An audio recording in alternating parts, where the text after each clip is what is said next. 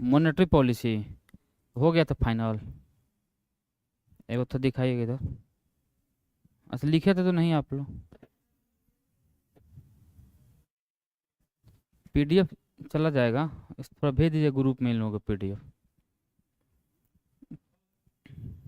कल वाला। देखिए यहाँ पे मैं थोड़ा बता दूं कि जो हम लोगों ने कल पढ़ा था, ठीक है ना, लास्ट में हम लोगों ने दो तीन चीज़ों को देखा था। एक देखा था मैंने बेस रेट।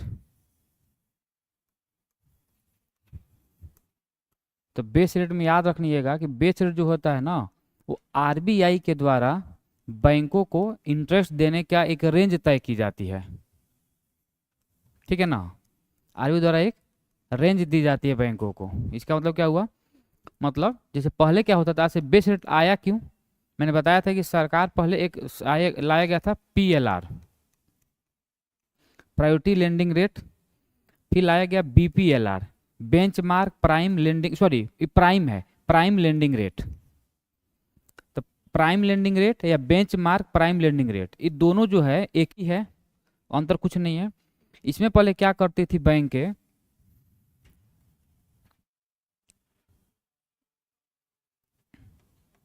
इसमें जो बैंक क्या करते थे कि अपने जो सबसे मतलब विश्वास पात्र ग्राहक हैं या सबसे जो खास ग्राहक हैं, उनको कम रेट पर ब्याज देती थी, लोन देती थी कम रेट पर, ठीक है ना। और अदर आदमी को लोन ज़्यादा इंटरेस्ट पर देती देती थी। तो इस बैंक इस जब आरबीआई देखी तो इसी आरबीआई दोनों को खत्म करने के लिए आरबीआई लाई क्या, बेस रेट। फिर इसमें भी बैंकों ने लूप होल निकाल दिया। फिर उसको लाया गया, उसके बाद लाया गया एमसीएलआर। बस अभी बस याद इतना रखना है, अगर पूछेगा कि वर्तमान में बैंक जो है या आरबीआई किस रेट पर काम करती है, तो एमसीएलआर पर सबसे लेटेस्ट है। सवाल यहाँ पूछना, बस आपको याद रखना है कि बेस रेट एक रेंज तय की जाती है।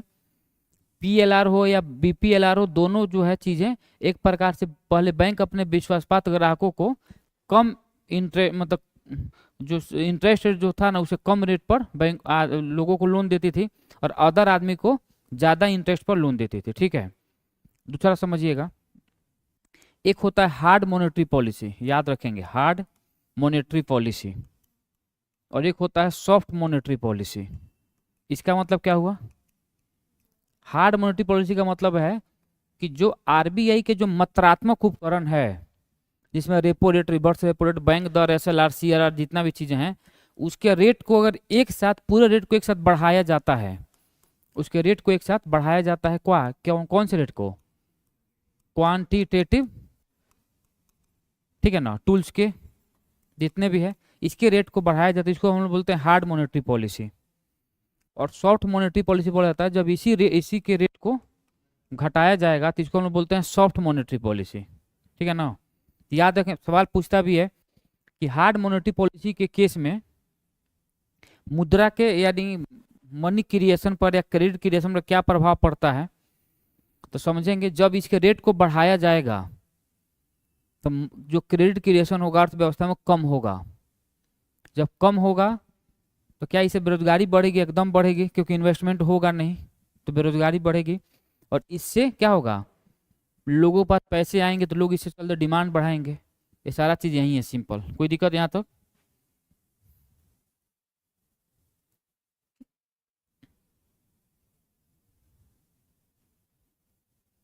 अब हम लोग पढ़ेंगे इसके बाद इन्फ्लेशन, ठीक है ना, मुद्रास्फीति। इन्फ्लेशन होता क्या समझेंगे, इन्फ्लेशन को हम लोग आम भाषा में महंगाई कहते हैं, ठीक है ना। महंगाई कब आएगी, जब लोगों के पास पैसे ज़्यादा आएंगे। जब लोगों के पास पैसे ज़्यादा आएंगे तो लोग क्या करेगा, डिमांड को बढ़ाएगा, और जब डिमांड बढ़ेगा तो कीमत बढ़ेगी, और कीमत बढ़ेगी, इसका मतलब हुआ कि इन्फ्लेशन अर्थव्यवस्था में आ गई है। इसमें हम लोग देखेंगे इन्फ्लेशन की परिभाषा क्या है, कौन से ऐसे कारक हैं, कौन से ऐसे फैक्टर है या कौन से ऐसे कारण है जिसके द्वारा मुद्रास्फीति, इन्फ्लेशन इकोनॉमी में मुद्रास्फीति आती है। फिर उसके कौन कौन से प्रकार है, फिर मापने की विधि कौन कौन सी है, ठीक है। उसके बाद अगर कुछ बचेगा तो हम लोग यहाँ पे विविध में देख लेंगे चीज़ों को, ठीक है।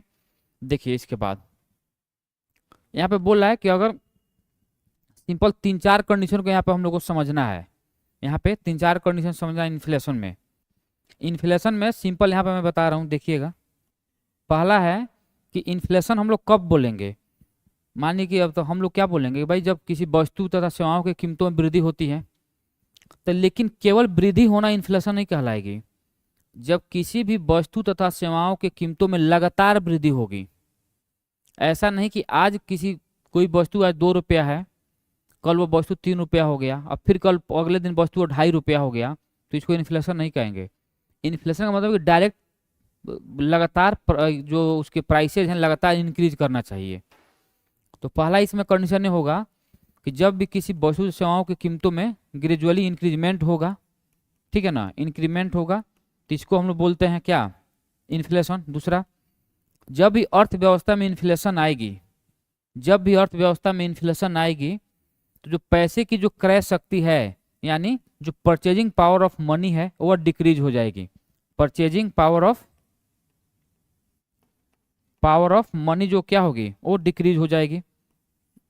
यानी मान लो कि अगर आज केला 20 रुपया दर्जन है और कल वह केला 30 रुपया हो गया, लेकिन केला की क्वांटिटी तो 12 का 12 ही है, ठीक है ना, केला क्या है 12 का 12 ही मिल रहा है।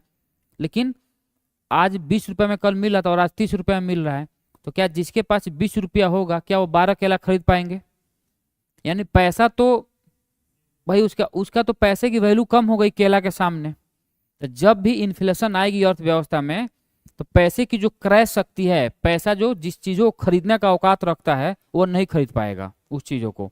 और तीसरा कंडीशन होगा कि जो पैसे की वैल्यू होगा, जो यानी वैल्यू ऑफ मनी, ये भी क्या हो जाएगा, ये भी कम हो जाएगा। अगर ऑप्शन में तीनों का में से कोई भी एक देगा, तो ये इन्फ्लेशन ही है, सिंपल।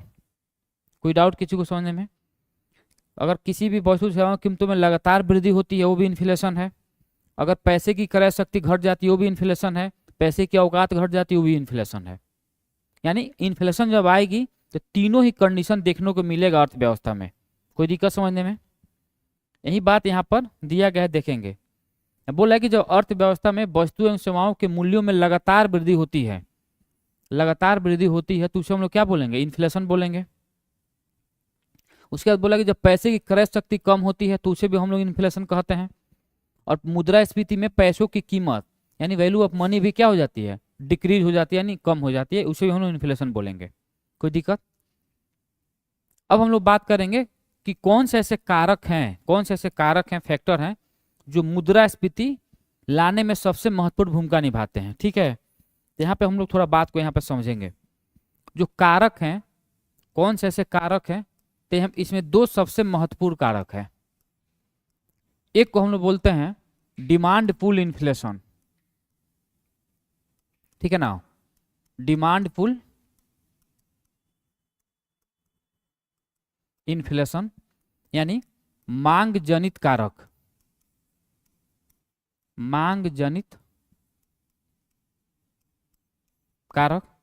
और दूसरा है कॉस्ट पुश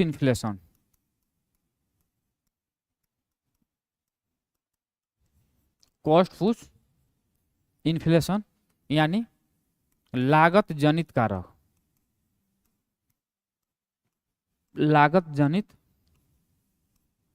कारक, तो 2 ऐसे कारक हैं जिसके द्वारा मुद्रास्फीति अर्थव्यवस्था में आती है। ठीक है, अब होता क्या समझेंगे। डिमांड पुल इन्फ्लेशन क्या कहता है, डिमांड पुल इन्फ्लेशन ये कहता है कि जब कभी भी अर्थव्यवस्था में डिमांड बढ़ गया, जब भी किसी अर्थव्यवस्था में डिमांड यानी मांग बढ़ गया, ठीक है ना, मांग बढ़ गया, लेकिन जो उसकी सप्लाई है वो अगर स्टेबल है और मांग बढ़ गया, तो इसमें जो इम्बैलेंस पैदा होगी, असंतुलन पैदा होगी, उसी को हम बोलते हैं डिमांड पुल इन्फ्लेशन। अब यहाँ पे बात ये आएगी कि फिर आखिर में डिमांड बढ़ कैसे जाएगा, डिमांड बढ़ने के पीछे क्या कारण हो सकते हैं। तो डिमांड बढ़ने के पीछे कारण ये हो सकते हैं कि हो सकता है कि अर्थव्यवस्था में मनी सप्लाई बढ़ गया हो। अर्थव्यवस्था में क्या हो सकता है, मनी सप्लाई बढ़ गया हो, और मनी सप्लाई बढ़ेगा तो लोगों के पास आय आएंगे, इन्वेस्टमेंट होगी, तो लोगों का क्या होगा, आय आएगा, आय में वृद्धि होगी। यानी आय में वृद्धि से पहले हम लोग यहाँ पे लिख सकते हैं कि जब मनी सप्लाई होगा तो लोगों को क्या होगा, रोजगार मिलेगा, रोजगार वृद्धि होगी। जब रोजगार में वृद्धि होगी तो लोग क्या करेंगे, लोगों के पास आय आएगा, और जब आय आएगा तो लोग क्या करेंगे, डिमांड को बढ़ाएंगे, डिमांड को बढ़ाएंगे, और डिमांड बढ़ेगा तो कीमत बढ़ेगा, इन्फ्लेशन आ जाएगी। तो समझेंगे, तो डिमांड पुल इन्फ्लेशन में कहता सिंपल है कि जब कभी भी अर्थव्यवस्था में एकाएक डिमांड बढ़ गया और सप्लाई स्टेबल है। अब अगर यहाँ पे बात किया जाए, अगर कोई यहाँ पे सवाल पूछ दे कि नहीं अगर अब डिमांड सप्लाई पे बात करो तो क्या होगा, तो यहाँ पर हम लोग एक और बात कह सकते हैं कि जब भी कभी डिमांड बढ़ेगा और या तो सप्लाई स्टेबल रहेगा या सप्लाई कम हो जाएगी, होगी ना, या तो सप्लाई स्टेबल रहेगा या सप्लाई कम हो जाएगी। तो उसी के द्वारा जो पैदा होगा जो कारण, उसी कारण से उत्पन्न होता है डिमांड पुल इन्फ्लेशन। कोई दिक्कत समझने में। दूसरा है कॉस्ट पुश इन्फ्लेशन। तो कॉस्ट पुश इन्फ्लेशन में सिंपल बोलता है कि जब कभी भी अर्थव्यवस्था में किसी भी वस्तु की प्राइसेस बढ़ गई, किसी भी वस्तु की प्राइसेस बढ़ गई एकाएक, लेकिन उसका जो डिमांड है, डिमांड जो है वो स्टेबल है यानी स्थिर है, तो इसी को हम बोलते हैं कॉस्ट पुश इन्फ्लेशन। अब यहाँ पर बात आएगा कि सर तो फिर ये प्राइसेस कैसे बढ़ जाएगी, इसके पीछे क्या कारण है। तो प्राइसेस बढ़ने के पीछे बहुत सारे कारण हो सकते हैं, उसमें सबसे महत्वपूर्ण 2-3 कारण हम लोग देखेंगे। हो सकता है कि देश में नेचुरल क्लामिटीज आ जाए, समझ में आ रहा है ना, प्राकृतिक आपदा आ जाए, प्राकृतिक आपदा आएगा सब कुछ तो हस नहस कर सकता है। यही भी हो सकता है कि इंटरनेशनल मार्केट में कुछ असंतुलन पैदा हो जाए, ठीक है। अगर उसको थोड़ा और हम बेसिक समझे यहाँ पे, तो ये भी हो सकता है कि जो रॉ मटेरियल है उसके कीमतों में वृद्धि हो जाए, फैक्टर कॉस्ट बढ़ जाए। दूसरा हो सकता है मजदूर अपने मजदूरी को बढ़ा ले, यानी मजदूरी बढ़ जाए, मजदूरों की मजदूरी बढ़ जाए, ये भी एक बहुत बड़ा कारण हो सकता है। तीसरा हो सकता है कि ट्रांसपोर्टेशन रेट यानी परिवहन दर बढ़ जाए, ये भी एक बहुत बड़े कारण हो सकते हैं। यानी तमाम ऐसे कारण हो सकते हैं जिसके द्वारा प्राइसेस बढ़ सकती है। लेकिन डिमांड तो एकदम स्टेबल है, डिमांड स्टेबल, लेकिन इन सारे कारणों के द्वारा भी कभी कभी अर्थव्यवस्था में बिना डिमांड के भी कभी कभी अर्थव्यवस्था में वस्तुओं की कीमतों में वृद्धि हो सकती है।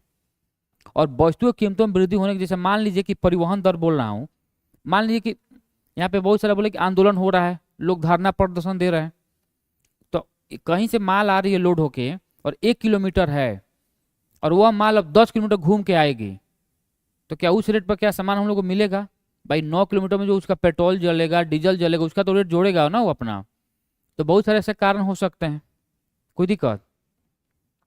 इसी को मैंने यहाँ पे बताया है फैक्टर में, कि जो फैक्टर है 2 है, डिमांड पुल इन्फ्लेशन और कॉस्ट पुश इन्फ्लेशन। जब मांग बढ़ गई और आपूर्ति स्थिर रहा, सप्लाई स्थिर रहा, ये सारे कारण यहाँ पे देख लीजिए।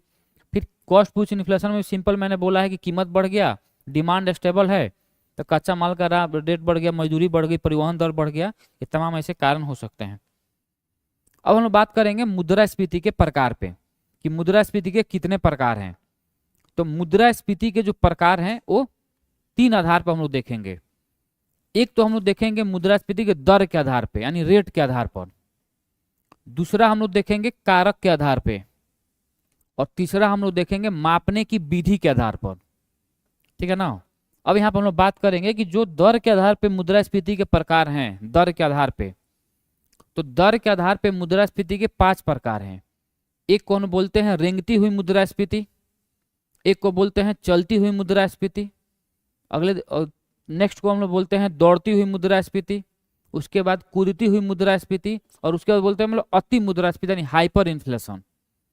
होता क्या है, चीजों को समझना है। यहाँ पे बोल रहा है कि जो रेंगती हुई मुद्रास्फीति है ये उस प्रकार की अर्थव्यवस्था में पाए जाते हैं जहां पे सब कुछ सामान्य है। यानी एक प्रकार से हम लोग यहाँ पे कह सकते हैं कि इस प्रकार की अर्थव्यवस्था, यानी जो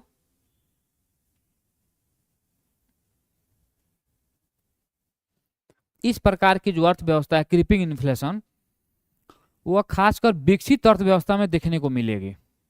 और इसका जो दर होता है वो 0 से 3% के बीच में होता है, या कहीं कहीं देता है 1 से 3%।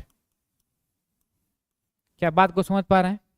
फिर समझिएगा कि जो रेंगती हुई मुद्रास्फीति है, जो क्रीपिंग इन्फ्लेशन है, क्रीपिंग इन्फ्लेशन जनरली विकसित अर्थव्यवस्था में, डेवलप्ड इकोनॉमी में देखने को मिलेगी, जिसका जीडीपी का साइज बहुत बड़ा होगा, प्रति व्यक्ति आय बहुत ज्यादा होगा, ठीक है ना, वहां पे इंडस्ट्रियलाइजेशन बहुत पहले हुआ होगा, जो एक प्रकार से डेवलप्ड इकोनॉमी है, जहाँ पे प्राइमरी सेक्टर का योगदान कम होगा उसके जीडीपी में, सेकेंडरी तथा टर्सरी सेक्टर का योगदान ज्यादा होगा, उसी को तो हम लोग बोलते हैं डेवलप्ड इकोनॉमी। तो यहाँ पे बोल रहा है कि मुद्रास्फीति के जो आधार के दर के आधार पे जो बात हम लोग करें, तो पहला है रेंगती हुई मुद्रास्फीति, जिसका दर 0 से 3% होता है, या 1 से 3%। यानी अगर महंगाई वहां पे 2 से 3% रहता है कोई दिक्कत नहीं है। अच्छा, ऐसा नहीं कि सरकार वहां महंगाई नहीं कर सकती है, वहां पे इतने लोग संपन्न हैं कि अगर महंगाई ज्यादा भी हो तो ज्यादा असर लोगों को पड़ेगा नहीं।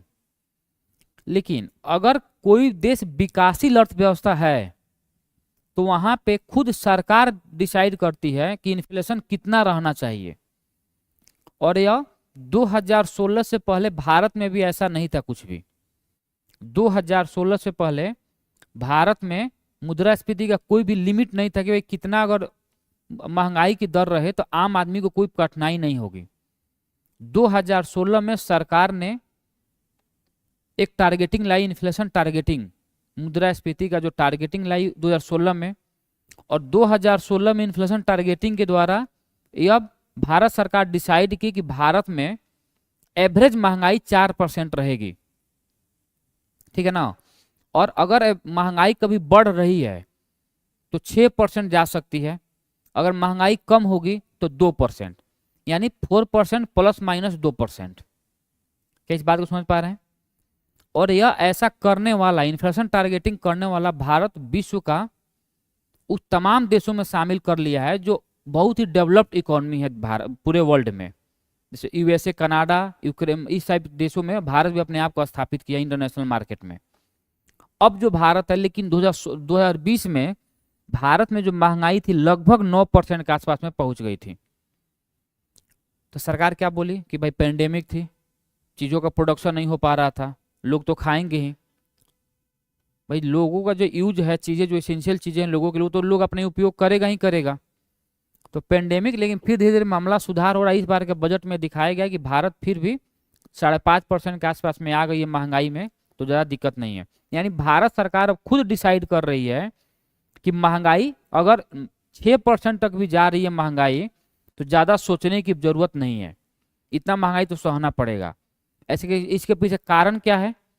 इसके पीछे एक कारण है कि अगर कोई भी देश डेवलप्ड बनेगा तो उसको थोड़ा बहुत उस देश में डेवलपिंग से जब डेवलप्ड की ओर देश बढ़ेगा तो उसमें थोड़ी बहुत महंगाई रहनी आवश्यक है। जब महंगाई रहेगी वहां पे तो चीज़ों का क्या होगा, ज़्यादा प्रोडक्शन होगा। जब प्रोडक्शन लोग उपयोग करेंगे, सरकार के पास रिवेन्यू जनरेट होगा, और सरकार के पास जब रिवेन्यू जनरेट होगा तो सरकार पब्लिक एक्सपेंडिचर ज़्यादा कर पाएगी। पब्लिक एक्सपेंडिचर का सिंपल मतलब होता है कि सरकार समाज सेवा कर पाएगी, अच्छे से रोड बनवाएगी, स्कूल बनवाएगी, यूनिवर्सिटीज बनवाएगी, हॉस्पिटल बनवाएगी। अगर उसके पास आएगा ही नहीं, तमाम तरह की सरकार स्कीम लाएगी, आम आदमी को उससे फायदा होगा। देखिए जो 5 किलो जो अनाज मिल रही है, ठीक है ना, इसका जो दर होता है चलती हुई मुद्रास्फीति का दर, वो होता है 3 से 10%। 3 से 10% इसका, बस रेट याद रखना अच्छे से। उसका बोलता है दौड़ती हुई मुद्रास्फीति, रनिंग इन्फ्लेशन।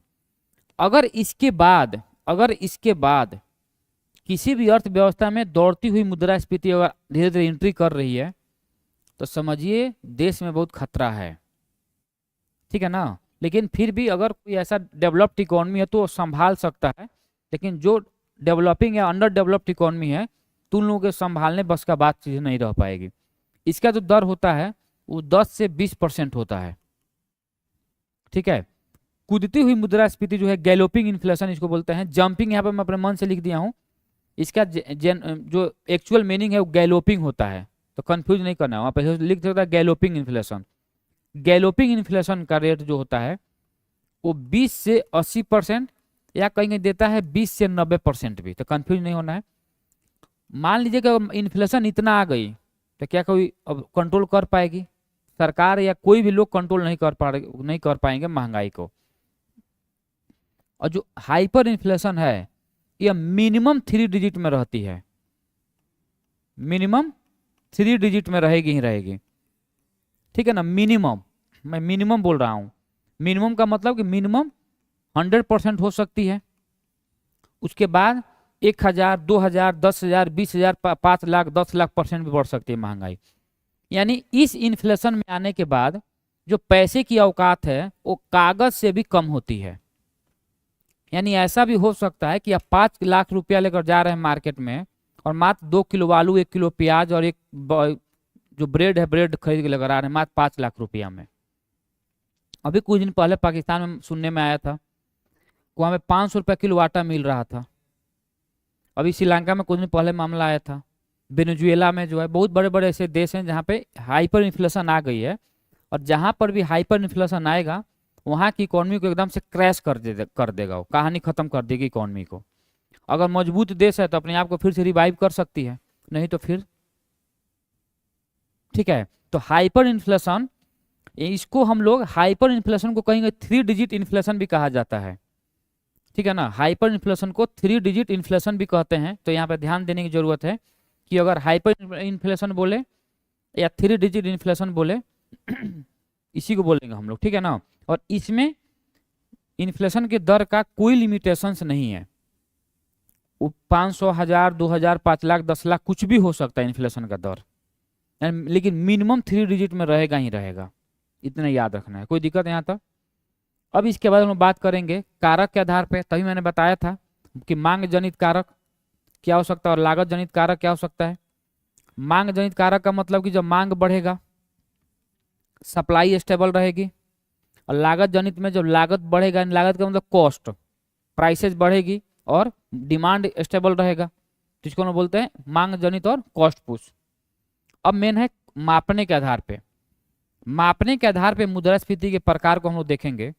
एक है कोर इन्फ्लेशन और एक है हेडलाइन इन्फ्लेशन। इसको थोड़ा समझेंगे। कोर इन्फ्लेशन ये कहता है कि अगर किसी देश में मुद्रास्फीति को मापा जा रहा है, ठीक है ना, तो उसमें वैसे वस्तु को शामिल किया जाएगा, वैसे वस्तु को इसमें शामिल किया जाएगा जिसका रेट लगातार फ्लक्चुएट ना होता हो। फिर समझिएगा, किसी भी देश में अगर head inflation, sorry, core inflation को डिसाइड मतलब मापेंगे तो उसमें वैसे वस्तुओं को शामिल नहीं किया जाएगा जिसकी प्राइसेस लगातार बढ़ती चढ़ती रहती हो, कंटिन्यू फ्लक्चुएट करती रहती हो। इसीलिए कोर इन्फ्लेशन को मापते समय उसमें ईंधन तथा खाद्य पदार्थ को, ईंधन एवं ऊर्जा तथा खाद्य पदार्थ को इसमें इंक्लूड नहीं किया जाता है। क्यों नहीं किया जाता है? इंक्लूड इसमें इसलिए नहीं किया जाता है कि खाद्य पदार्थ हो गए या ईंधन एवं ऊर्जा हो गया, इसके प्राइसेस लगातार बढ़ती चढ़ती रहती है, क्योंकि जब भी थोड़ा बहुत भी इंटरनेशनल मार्केट गड़बड़ होगी तुरंत इसकी प्राइसेस में लगेगा उतार चढ़ाव होने, ठीक है ना। तो इसीलिए जब भी हम लोग कोर इन्फ्लेशन, कोई भी देश निकालती है कोर इन्फ्लेशन, तो उसका मापते समय इसमें ईंधन एवं ऊर्जा यानी पेट्रोलियम पदार्थ हो गया, सीएनजी हो गया, इस टाइप चीजों को इसमें हम लोग शामिल नहीं करते हैं। और खाद्य पदार्थ जो फूड्स जो आइटम है उसको भी इसमें शामिल नहीं किया जाता है। लेकिन जब हम लोग उस देश का हेडलाइन इन्फ्लेशन निकालेंगे तो उसमें सारे वस्तुओं को शामिल करके काउंट किया जाता है, निकाला जाता है, उसी को हम बोलते हैं हेडलाइन इन्फ्लेशन। यहाँ तक किसी को डाउट है समझने में? ये समझ में आ रही है ना? अगर आ रही है तो हम फिर आगे बात करते हैं। अब देखिए यहाँ पे वही बात यहाँ पे मैंने दिया भी है कि दर के आधार पर मुद्रास्फीति के प्रकार क्या है। रेंगती हुई मुद्रास्फीति यहाँ पे दिया है कि जब अर्थव्यवस्था में मुद्रास्फीति की दर 0 से 3% हो या 1 से 3% हो, ठीक है ना, तो उसी को हम बोलते हैं रेंगती हुई मुद्रास्फीति, ठीक है ना। दूसरा है यहाँ पे देखिए, इस चीजों को, इस पॉइंट को अच्छे से याद रखना है कि इस प्रकार की मुद्रास्फीति सामान्यतः विकसित अर्थव्यवस्था यानी डेवलप्ड इकोनॉमी में देखने को मिलती है हम लोग को। कोई दिक्कत? के बाद हम लोग बात करते हैं चलती हुई मुद्रास्फीति। तो चलती हुई मुद्रास्फीति में जो इन्फ्लेशन का दर होता है वो 3 से 10% होता है। और इस प्रकार की जो मुद्रास्फीति होती है वो सामान्यतः विकासशील अर्थव्यवस्था जैसे इंडिया जैसे देशों में ये देखने को यहाँ पर मिलती हुई चलती हुई मुद्रास्फीति, जिसका दर 3 से 10% के बीच होती है। ठीक है, इसके बाद हम बात करेंगे। देखिए 2016 में भारत ने भी इन्फ्लेशन टारगेटिंग का कॉन्सेप्ट लाया। इन्फ्लेशन टारगेटिंग जिसमें सरकार तथा आरबीआई दोनों लोग मिलकर डिसाइड किए और यहाँ पर रेंज को तय किया गया कि जो रेंज है इन्फ्लेशन का जो रेंज है वो 2 से 6% इसका रेंज रखा गया, जिसमें एवरेज इन्फ्लेशन 4% प्लस माइनस 2% रखा गया। अगर बोलेगा कि अगर कभी जरूरत पड़ी तो मैक्सिमम कितना जा सकता है, तो मैक्सिमम 6% जा सकता है। अगर यहीं पे मिनिमम के बारे में अगर बात होगी तो मिनिमम कितना हो सकता है, 2% हो सकता है। तो 2016 से 2021 तक का एक लाया गया था। शुरुआत में जब 2016 में लाया गया तो 5 सालों के लिए उसे लाया गया था 2021 तक, लेकिन फिर सरकार इसको इस डेट को एक्सटेंड कर दी है। अब इसको 2026 तक इसी रेट को लेकर कंटिन्यू हुई भारत आगे बढ़ रही है। हो सकता है कि 2026 का फिर सरकार कुछ इसमें बदलाव करे, नहीं करे, उसी कंटिन्यू रखेगी, लेकिन अभी वर्तमान में एवरेज है 4 प्लस माइनस 2 और जो मिनिमम और मैक्सिमम ये सारा चीज है। कोई दिक्कत यहाँ पे? इसके बाद हम बात करेंगे दौड़ती हुई मुद्रास्फीति। ये हम देखिए 10 से 20% के बीच में होती है। उसके बाद यहाँ पे कूदती हुई मुद्रास्फीति 20 से 80% के बीच में होती है। और अति मुद्रा, इसमें मुद्रास्फीति की दर की कोई सीमा नहीं होती है, जैसे 10, 200, 1000 कुछ भी हो सकता है यहाँ पे। ठीक है, अब यहाँ पे थोड़ा हम लोग रिकैप कर लेते हैं कि अगर याद करने के लिए सबसे कि रेंगती हुई मुद्रास्फीति का दर 0 से 3 या 1 से 3% हो सकती है। चलती हुई मुद्रास्फीति की दर 3 से 10% हो सकती है। दौड़ती हुई मुद्रास्फीति की दर 10 से 20% और कूदती हुई मुद्रास्फीति 20 से 80 या 20 से 90 भी हो सकता है। और हाइपर इन्फ्लेशन इसकी कोई लिमिट नहीं है, मिनिमम 100% होगी, मिनिमम 3 डिजिट में। ठीक है ना, आप समझिए 3 डिजिट का मतलब ही नहीं कि 100 हुआ, हो सकता है 200, 500 भी हो सकता है, 700, 800, 900% भी हो सकता है। अब हम लोग बात करें कारक के आधार पे, तो पहला है मांग जनित यानी डिमांड पुल इन्फ्लेशन। ठीक है ना, डिमांड पुल इन्फ्लेशन है। तो जो मांग जनित कारक है उसमें मैंने बताया था कि मांग जनित कारक का सिंपल मतलब हुआ कि जब भी कभी अर्थव्यवस्था में मांग बढ़ जाए और जो सप्लाई है, आपूर्ति है, वह स्टेबल रहे। वही बात यहाँ लिखा हूँ, जब अर्थव्यवस्था में आपूर्ति स्थिर होती है तथा मांग बढ़ जाती है तो इस स्थिति को हम लोग मांग जनित कारक कहते हैं। When supply is stable and demand is increased in economy is called demand pull inflation। उसके बाद हम बात करेंगे लागत जनित कारक कि लागत जनित कारक क्या हो सकते हैं। तो जो लागत जनित कारक है, जब अर्थव्यवस्था में मांग स्थिर होती है तथा वस्तुओं एवं सेवाओं के मूल्यों में वृद्धि हो जाती है तो उसे हम लोग क्या बोलते हैं, लागत जनित कारक। अब यहाँ पे चीजों को समझना है कि जो लागत जनित कारक है, ठीक है ना, लागत जनित कारक है, ये बढ़ने के पीछे क्या होगा। तो बढ़ेगी, जब लागत बढ़ेगी इसका मतलब कि डिमांड स्थिर है फिर भी प्राइसेस बढ़ गई, तो इसका कारण हमेशा याद रखना चाहिए कि डिमांड बढ़ने के क्या कारण हो सकते हैं और प्राइसेस बढ़ने के क्या कारण हो सकते हैं। प्राइसेस बढ़ने के कारण नहीं हो सकते हैं कि हो सकता है कि रॉ मटेरियल का दाम बढ़ गया हो, मजदूरों की मजदूरी बढ़ गई हो, परिवहन दर बढ़ गया हो, नेचुरल क्लाइमेटीज आ गई हो, इंटरनेशनल मार्केट में उथल पुथल मची पड़ी हो, कुछ भी हो सकता है ऐसा कारण। हाँ, चाहे शेयर मार्केट भी डल, मतलब जैसे कोई भी ऐसा मार्केट हो जो फैक्टर कॉस्ट कुछ भी हो सकता है। रॉ मटेरियल जब दाम बढ़ गया तो समझिए सारा चीज बढ़ ही जाएगा, ऑटोमेटिक है। कभी देखिएगा कोई भी बड़ी बड़ी जो कंपनियां हैं उसमें जो मजदूर है वो हड़ताल कर देते हैं। तो हड़ताल करने के पीछे क्या करूँगी, अपनी मजदूरी बढ़वाना है। तो जैसे मजदूरों की मजदूरी बढ़ेगी, अगर मान लीजिए किसी कंपनी को साल में 1 महीना में 1 लाख रुपया खर्च होती है, मान लेते हैं सारा लोग देने के बाद, और एकाएक अब उसको लगा 1.5 लाख रुपया खर्च होने, तो जो 50,000 रुपया जो कंपनी को एक्स्ट्रा जा रहा है तो कंपनी कहीं ना कहीं तो उसको सेट करेगा ले जाकर। तो क्या करेगा, अपने प्रोडक्ट का दाम बढ़ाएगा।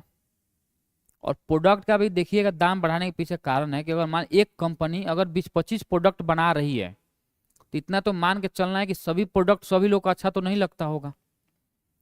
मान लीजिए कि ये कोई प्रोडक्ट है, कोई कंपनी है, उसमें 10 प्रोडक्ट बन रहे हैं, तो उसमें आपको मुझे एक दो प्रोडक्ट अच्छा लगता हो, तो उसी प्रोडक्ट का दाम बढ़ाएगी कंपनी जिसका डिमांड बहुत ज्यादा हो मार्केट में, ताकि उसको सप्लाई होने में टाइम ना लगे, उसको बिकने में टाइम ना लगे।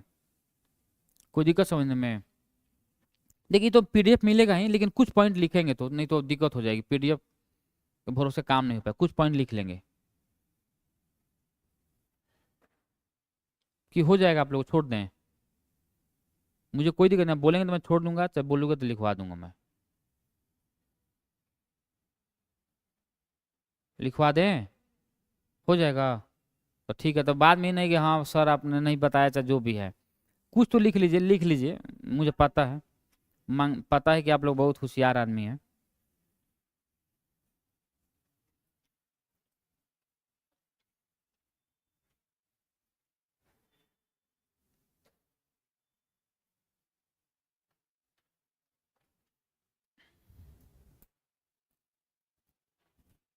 अगर यहाँ पे कोई पूछे कि मुद्रास्फीति के मुख्य उद्देश्य क्या है, तो क्या हो सकता है?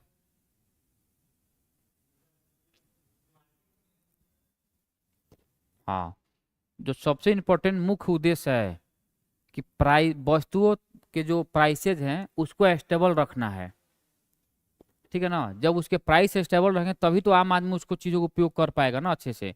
लगातार प्राइसेज अगर घटती बढ़ती रहेंगी तो क्या हम लोग उसका उपयोग कर पाएंगे अच्छे से? हम लोग उपयोग नहीं कर पाएंगे उसका अच्छे से। तो उसका सबसे महत्वपूर्ण उद्देश्य यही है कि जो वस्तुओं तथा सेवाओं के जो प्राइसेज हैं उसको एकदम से स्टेबल रखना है। जब स्टेबल रहेगा तो चीज़ें इधर जीडीपी ग्रोथ करेगी, हम लोग का पर कैपिटा इनकम भी बढ़ सकता है, हो सकता है देश का। कोई दिक्कत समझने में? ठीक है ना। तो आइए यहाँ पे उसके बाद हम बात करते हैं मापने के आधार पे मुद्रास्फीति के प्रकार। तो मापने के आधार पे जो मुद्रास्फीति के प्रकार है वो दो है, एक है कोर इन्फ्लेशन और एक है हेडलाइन इन्फ्लेशन, ठीक है ना। तो समझेंगे, कोर इन्फ्लेशन में कहता है कि इसमें क्या किया जाता है कि जो खाद्य वस्तुएं हैं या जो खाद्यान्न की वस्तुएं हैं, खाद्य वस्तु, ईंधन एवं ऊर्जा, इसको इसमें शामिल नहीं किया जाता है।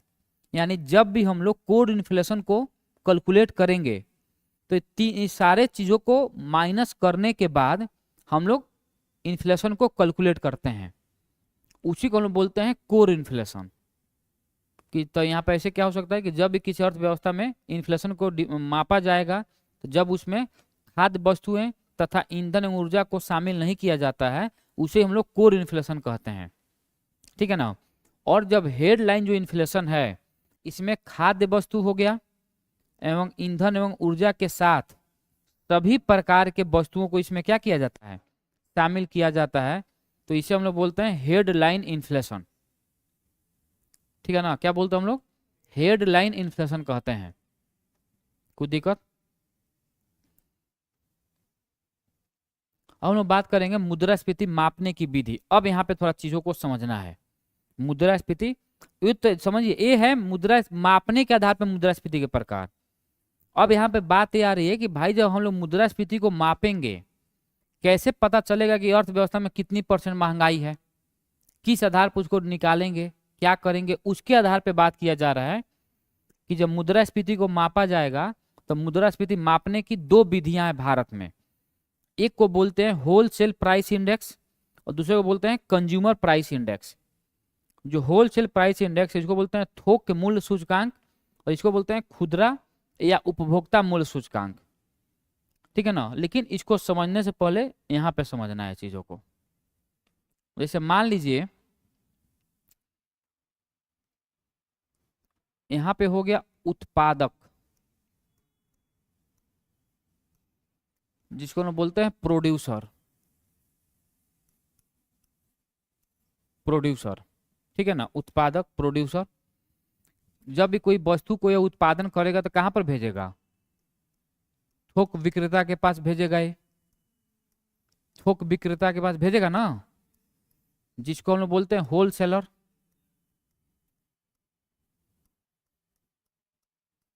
होलसेलर के पास भेजेगा। होलसेलर किसके पास भेजेगा? खुदरा विक्रेता के पास भेजेगा। खुदरा विक्रेता जिसको हम बोलते हैं रिटेलर।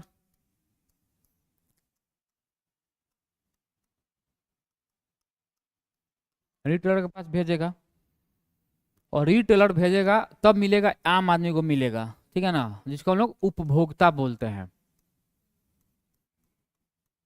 उपभोक्ता, कंज्यूमर। ठीक है, अब यहाँ पे थोड़ा चीजों को समझेंगे। जैसे मान लीजिए कि प्रोड्यूसर किसी वस्तु को उत्पादित कर रहा है, ठीक है ना, और इसका जो फैक्टर कॉस्ट है यानी उत्पादन लागत है उस वस्तु का, वो वस्तु लगा 10 रुपया में कोई वस्तु ये उत्पादित कर रहा है, तो जब भी ये होलसेलर के पास भेजेगा तो इसमें कुछ ना कुछ प्रॉफिट रख कर बेचेगा इसको। तो जैसे मान लेते हैं कि इसका ये बेचा 12 रुपये में खुद थोक विक्रेता के पास, यानी 2 रुपये प्रॉफिट कमाया। जब थोक विक्रेता भी खरीदेगा, जब इसको बेचेगा ये रिटेलर के पास, ये भी कुछ ना कुछ प्रॉफिट रखेगा उस पर। तो मान लेते हैं कि ये 2 रुपया ये भी रखा या 3 रुपया ही रख लिया, तो 15 रुपया में ये बेचेगा, यानी 3 रुपया ही प्रॉफिट कमाया। और जब खुदरा विक्रेता हम लोगों को बेचेगा तो वो भी कुछ ना कुछ प्रॉफिट रखकर बेचेगा। तो मान लेते हैं कि 2 रुपया में ये भी रखा, तो 17 रुपया ये रखा यहाँ पर हम लोग को, यानी तो समझिएगा कि अगर यहाँ पे वस्तुएं जो उत्पादित की जा रही है, इनिशियल जो वैल्यू है वस्तु को उत्पादन करने में, उसका दाम है मात्र 10 रुपया मिल रहा है, लेकिन जब वही वस्तु आम आदमी तक पहुंच रही है तो उसका दाम बढ़ के ज्यादा हो जा रही है, यानी लगभग दुगुना के आसपास में। ठीक है ना, तो यहाँ पे समझेंगे एक बात। अब मान लेते हैं दूसरा केस कि अगर मान लीजिए कि फैक्टर कॉस्ट अब यहाँ पर हो गया 12 रुपये। अब फैक्टर कॉस्ट बढ़ने के पीछे बहुत सारे कारण हो सकते हैं भाई, रॉ मटेरियल का दाम बढ़ जाना, मजदूरों की मजदूरी, कुछ भी हो सकता है। तो क्या जो अगर उत्पादक यानी जो प्रोड्यूसर है उसका जो फैक्टर कॉस्ट 12 रुपये में है, तो क्या वो वस्तु हम लोग यहाँ पे क्या 17 का मिलेगा? अब यहाँ पे वो 17 रुपये का वस्तु नहीं मिलेगा, हो सकता है कि 18 का मिले, 19 का मिले, 20 का मिले, जो मिले, लेकिन 17 का तो नहीं मिलेगा। तो यहाँ पे बात यह है, अब ये महंगाई का मान लीजिए प्रथम चरण है, ये सेकेंड स्टेज है, ये थर्ड स्टेज है। तो एक इसका तुलना अगर सिंपल किया जाए, एक बार से कैंसर से हम लोग कर सकते हैं। अगर कैंसर प्रथम स्टेज में है तो आदमी बच सकता है इजीली, सेकेंड स्टेज में भी हम लोग बचा सकते हैं। तो क्या थर्ड फोर्थ में जाने आदमी बच पाएगा?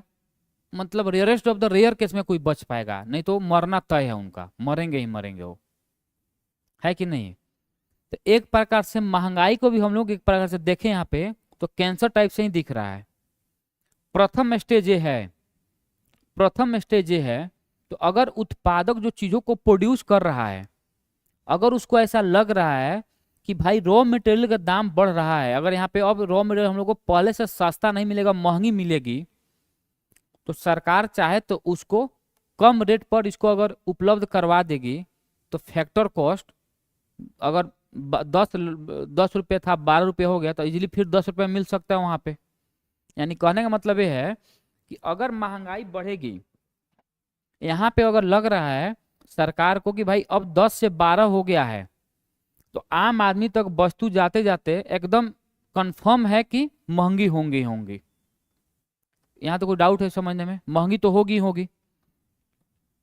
तो अगर सरकार इसको अगर यहीं पे मामला को थोड़ा समेटने का प्रयास करे तो आराम से रोका जा सकता है। अगर मान लीजिए कि वो मामला पहुंच गया होलसेलर के पास, तो सेकेंड स्टेज हो गया। सरकार चाहेगी तो यहाँ पर भी कंट्रोल कर सकती है चीजों को कि भाई अब होलसेलर के पास चीजें आ गई, अब वो बेचेगा जब रिटेलर को, तो महंगी चीजें अपने से कुछ ना कुछ प्रॉफिट रख कर ही बेचेगा उसको। तो अगर यहाँ पर भी सरकार चाहे तो कंट्रोल कर सकती है महंगाई को। अगर यहाँ पर भी कंट्रोल नहीं कर पाई सरकार, तो समझिए कि फिर सरकार के औकात के बस की बात नहीं है कंट्रोल कर पाना, फिर अब इसी पर भुगतेगा जो होगा। ठीक है ना? लेकिन दुर्भाग्य ये है कि भारत में अब इसी को बोला जाता है पीपीआई, प्रोड्यूसर प्राइस इंडेक्स। ठीक है ना? इसको बोला जाता है डब्ल्यूपीआई, होलसेल प्राइस इंडेक्स। ठीक है ना? इसको बोला जाता है CPI, consumer price index. Consumer price index का सिंपल मतलब है, दोनों को हम लोग साथ में मिलाकर बोलते हैं। कंज्यूमर प्राइस इंडेक्स का सिंपल मतलब ये हुआ कि वैसे वस्तु जो कंज्यूमर खरीद रहा है, जिस रेट पर कंज्यूमर खरीद रहा है, उसी को हम बोलते हैं कंज्यूमर प्राइस इंडेक्स। यानी जो हम लोग जिस रेट पर चीजों को खरीद रहे हैं, तो हम लोग मान लें कि कल साबुन हम लोग लक्स साबुन खरीदे थे 5 रुपये में, और वो बढ़ के 2 महीने बाद 7 रुपये का हो गया, तो ये लॉस हम लोग का हो रहा है ना, कंज्यूमर खरीद रहा है ना। तो कंज्यूमर बताएगा सरकार को ना कि प्रॉफिट है या लॉस है हम लोग को। तो भारत में पीपीआई पर इन्फ्लेशन को डिसाइड नहीं किया जाता है, कैलकुलेट नहीं किया जाता है। भारत में डब्ल्यूपीआई पर इन्फ्लेशन को कैलकुलेट किया जाता है और सीपीआई पर कैलकुलेट किया जाता है। लेकिन अभी वर्तमान में सरकार ज्यादा फोकस की हुई है सीपीआई पे, डब्ल्यूपीआई पे नहीं की है। लेकिन अगर ऑप्शन में ऐसा दे रहा है कि भारत में मुद्रास्फीति मापने की कौन सी विधि है, अगर उसमें डब्ल्यूपीआई है तो एकदम आंसर सही जाएगा। अगर उसमें सीपीआई है तो आंसर हम लोग सीपीआई मारेंगे, कंज्यूमर प्राइस इंडेक्स मारेंगे। क्या इस बात को समझ पा रहे हैं मैं जो बोल रहा हूं? अब यहाँ पे थोड़ा चीजों को समझेंगे। जो यहाँ पे डब्ल्यूपीआई है, ये जो डब्ल्यूपीआई होता क्या है, ये निकालता है मुद्रास्फीति को होलसेल प्राइस पर। तो आम आदमी को होलसेल से कोई मतलब है? अगर हम लोग को साबुन खरीदना होगा तो हम लोग जाकर 1 पीस खरीदेंगे। खूब ज्यादा पैसा लूट का कहीं से आ रहा है तो 10 पीस खरीद लेंगे, 1 दर्जन खरीद लेंगे। अगर रात दिन मेहनत करके कमा रहे हैं तो 1-2 पीस खरीदेंगे, है कि नहीं? तो अगर सरकार उसको होलसेल पर कैलकुलेट कर रही है तो एग्जैक्ट मुद्रास्फीति का दर तो हम लोग को पता ही नहीं चल पाएगा कि एग्जैक्ट मुद्रास्फीति कितना % है भारत में। क्या पता चल पाएगा? पता नहीं चल पाएगा। लेकिन इसको निकालने का तरीका क्या है समझेंगे। इसको निकालने का सरकार बोलेगी चलो ठीक है, एक बास्केट ले लो, एक बास्केट लो, और इस बास्केट में आम आदमी के लाइफ से जुड़े जितने भी चीजें हैं जो आम आदमी एक दिन में यूज कर सकता है मैक्सिमम, उन सारे वस्तुओं को इस बास्केट में रखा जाता है। जैसे मान लेते हैं कि वर्तमान में सरकार 500 वस्तु इसमें रखी है, ठीक है ना, और इस वस्तु को, इसका मूल्य आम आदमी को समझने के लिए मान लेते हैं कि 100 रुपया डिसाइड कर लिया गया, ठीक है। और बोला गया बेटा तुम जाओ मार्केट से इस 500 वस्तु को खरीद कर लाओ फिर से दोबारा। और वो आदमी गया, बोला कि अभी तो 100 का मिल रहा था, लेकिन अभी जो है वह 108 रुपये का वस्तु मिल रहा है। तो हम लोग क्या बोलेंगे कि भारत में भी 8% महंगाई है। लेकिन जो 8% महंगाई बताई जा रही है, ये ध्यान देने की बात है, ये बात बताई जा रही है होलसेल पर, यानी थोक मूल्य पर बताई जा रही है। कोई दिक्कत समझने में? तो क्या हम लोग अगर आलू लेना हो, प्याज लेना हो, जूता लेना हो, चप्पल लेना हो, कपड़ा लेना हो, कुछ भी लेना हो, 1-2 सेट से ज्यादा हम लोग खरीद पाएंगे? आलू 2-4 किलो ज्यादा ले पाएंगे? साबुन, बिस्किट, ब्रश, जो भी चीजें हैं यहाँ, लेकिन ये तो निकाल रही है होलसेल प्राइस पे। तो यहाँ पर आम आदमी को क्या चाहिए? आम आदमी को चाहिए भाई कंज्यूमर प्राइस पे मामला। लेकिन डब्ल्यूपीआई निकाला गया। अच्छा, अगर बोलेगा कि मान लो ठीक है भाई कि जब डब्ल्यूपीआई इतना अच्छा था तो फिर सीपीआई क्यों लाया गया? तो डब्ल्यूपीआई में कुछ ना कुछ बैकड्रॉप है। सबसे जरूरी बैकड्रॉप ये है कि इसमें डब्ल्यूपीआई में जितने वस्तुओं को इंक्लूड किया गया, रखा गया है, उसमें सर्विस सेक्टर यानी सेवा क्षेत्र को शामिल नहीं किया गया है।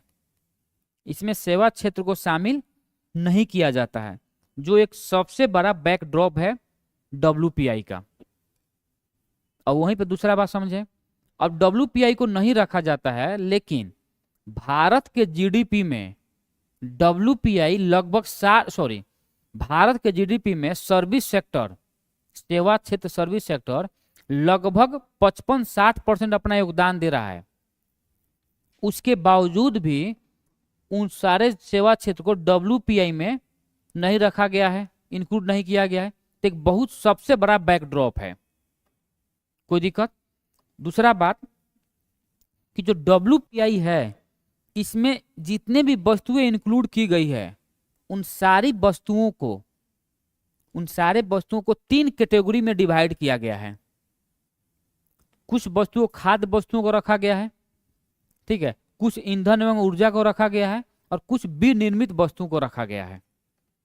और उसमें एक दूसरा बैकड्रॉप ये भी है कि आम आदमी को, जो हम लोग हैं, जो प्राथमिक वस्तुएं हैं, जो खाना पीना से रिलेटेड जो चीजें हैं, उसका भी वेटेज बहुत ही कम दिया गया है इसमें। इसका वेटेज मात्र लगभग 22% के आसपास में इसका वेटेज दिया गया है प्राथमिक वस्तु का, जिसका जबकि इसका ज्यादा होना चाहिए, लगभग 40-50% होना चाहिए, लेकिन इसका वेटेज कम दिया गया। ये भी बहुत बड़ा बैकड्रॉप है। WPI निकालने में हो जाता था दिक्कत। ये समझ पा रहे हैं कि ऊपर ऊपर जा रही है। पढ़े होंगे तो समझ में आ रही है, नहीं पढ़े होंगे फिर नहीं समझ में आएगी चीजें। रियलिटी बात यही है। तो जो पढ़ा होगा उसको मजा आएगा समझने में, जो नहीं पढ़ा होगा उसको ही मजा आएगा। मजा इसलिए आएगा कि चलो ठीक है, कुछ भी पढ़ा लो, मुझे तो नहीं समझ में आ रहा है, तुम अपना बकबकाओ, यहाँ से जाओ, क्या फर्क पड़ता है मुझे, है ना। सुबह से ही आंख देख रहा हूँ कि बहुत लग रहा, कुछ आंख में घुस गया है क्या। मैं दिखाया था कि लड़का से, मैं देखो तो बोला नहीं कुछ नहीं है। क्या पता काहे, कुछ पैसा से मिलेगा क्या जी। क्या पता फड़क रहा है, क्या हो रहा है कि बैठ रहा है, पता चल रहा है। ऐसा नहीं कुछ आंख दिखाई नहीं दे अगले दिन से, एक आंख से देखना पड़े क्या चल रहा है इधर, है कि ना। आप लोगों को जो मेरे ही क्लास में नींद जो लगती है, मेरे क्लास में क्यों नींद लग रही है, आपको भी देखने की 2 राउंड आप सो लिए, उधर वो सो रही हैं, और भी कोई है महानुभाव, क्यों ऐसा हो रहा है।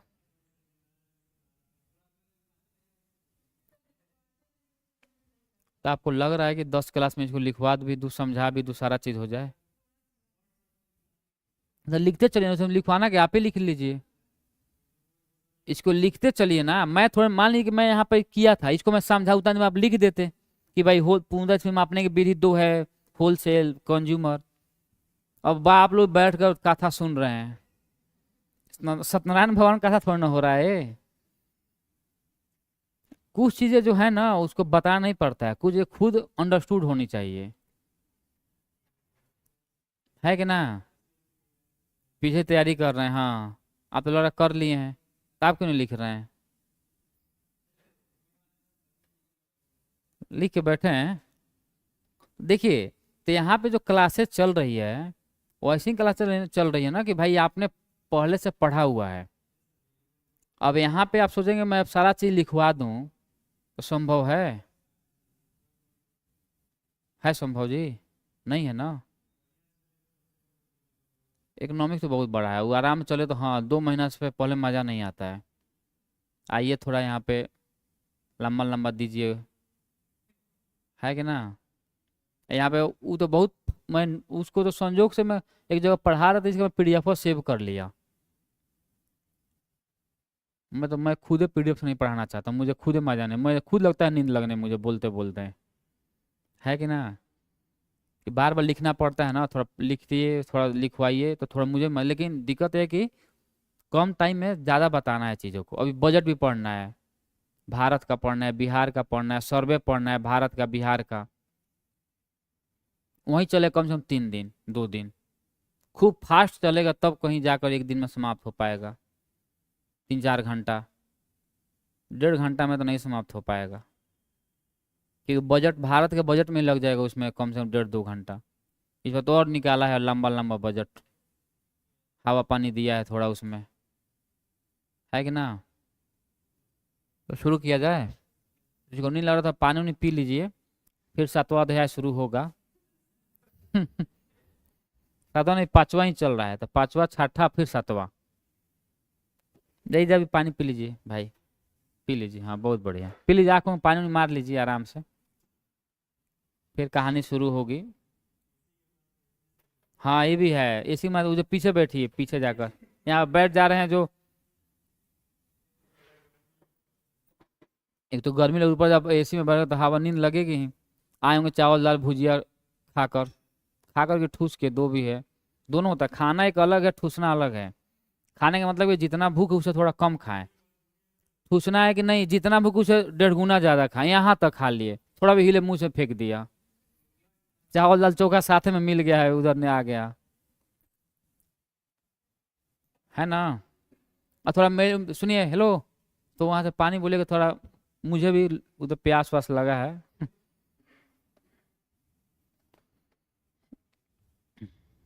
देखिए, इकोनॉमिक्स एक ऐसा सब्जेक्ट है, बहुत नीरस सब्जेक्ट है, क्योंकि टर्म बहुत, इसमें अभी तो मैं टर्म नहीं बता रहा हूँ है। नहीं, लेकिन मैं तो चाहूंगा कि भाई आपको 100%। हाँ, तो भूल जाता हूँ तो भूलिएगा ही, तो उसको बार बार रिवीजन कीजिए, दूसरा कोई उपाय नहीं है। भूल रहे हैं तो एक ही उपाय है कि चीज़ों को जितना बार रिवीजन करेंगे चीज़ें याद आएगी, दूसरा कोई उपाय नहीं है कि अलम विलोम कर लो तो इधर ऐसे माथा ऊपर कर लो, इधर कर लो, उससे कुछ कोई मतलब नहीं है। एक ही मतलब है कि जब आप उसको अच्छे से रिवीजन करेंगे और बार बार रिवीजन करेंगे, तभी जाकर चीज़ें याद हो पाएगी, है ना। जैसे मान लीजिए हम लोग को भी याद जो हुआ है चीज़ें, इतना याद कैसे हो गया, थोड़े कि एक बार में हो गया है। इकोनॉमिक्स को मैं कम से कम 15-16 बैच मैंने पढ़ाया है,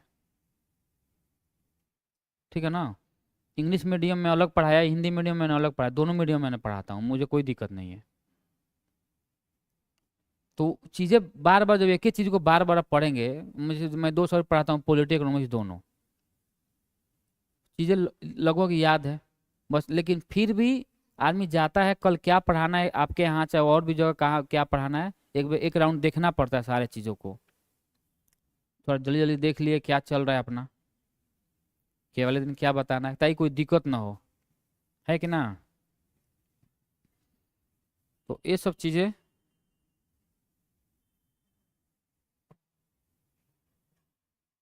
है ना। एंशियंट इंडिया, नहीं, हड़प्पा सभ्यता से निकला है ये। आज हिस्ट्री क्लास नहीं हुई है क्या आप लोगों की, का है, तबीयत खराब है।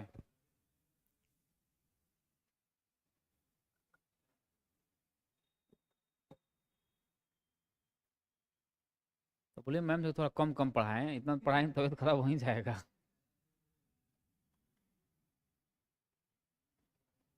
हैं, नहीं पढ़ाती हैं क्या। अरे भाई, तो बोलिए तब ना सुनूंगा, क्या आप बोल रहे हैं, अपने मुंह में बोल कर अपने मुंह में रख ले रहे हैं। हाँ, तो ये अच्छी बात है ना, गलत थोड़ी ना है कि ना। अगर ऐसा है तो अच्छी बात है।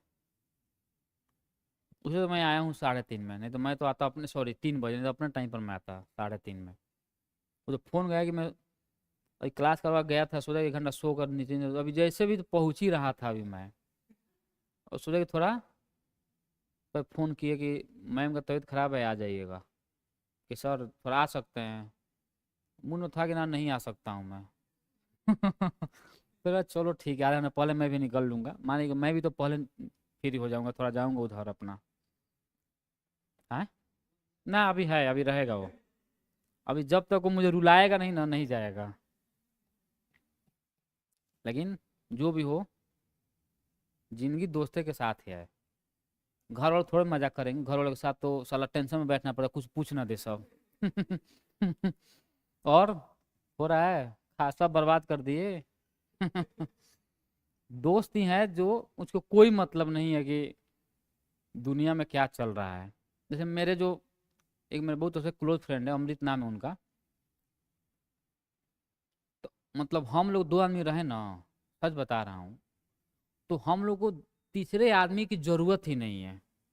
और हम लोग जब मिलते थे कभी कभी, मतलब अभी तो दिल्ली में मैं रह रहा तो मिल रहे थे, लेकिन कभी मान लीजिए बहुत दिन से नहीं मिले हैं, जब वो आएंगे चाहे मैं जाऊंगा, तो शुरू के रात में हम लोग जब बात शुरू होती है, ऐसे ही कोई बात शुरू हो गया, टॉपिक कुछ चल रहा है।